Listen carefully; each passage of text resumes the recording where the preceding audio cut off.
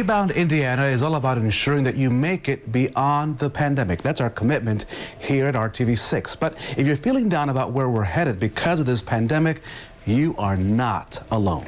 In Raphael this morning, the Rebound's Dan Grossman walks us through how to fight that COVID fatigue.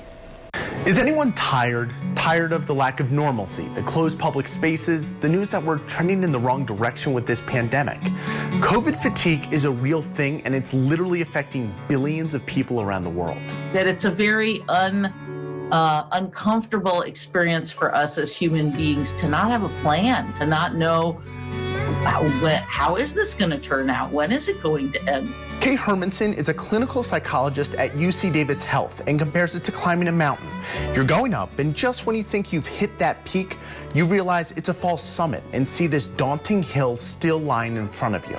That sinking feeling knowing you've done so much but still have so much farther to go, Hermanson says this second spike in numbers can feel like that. We're actually hoping for the absence of something, not getting sick, isn't quite as reinforcing as something that happens where we're like, oh, okay, I know I did this behavior and it resulted in this good outcome. It's internal, where you just kind of feel like you have those sandbags on your shoulders and you can't take another step.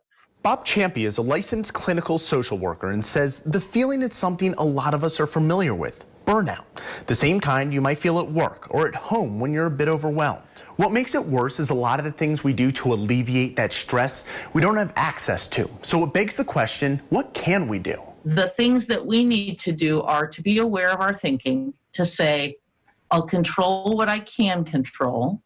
I'll take it a minute at a time. Some people call them bite-sized pieces. Champy and Hermanson say the idea is to make this situation more manageable. Instead of looking at this daunting whole, we break it up into more manageable parts. Small victories that can give us that sense of reinforcement the situation can lack. It may even be a little bit of learned helplessness, which is that idea that in certain circumstances where we feel like nothing that we do is good enough, nothing that we do keeps bad things from happening, we kind of give up. Another thing they suggest is adjusting our mindset.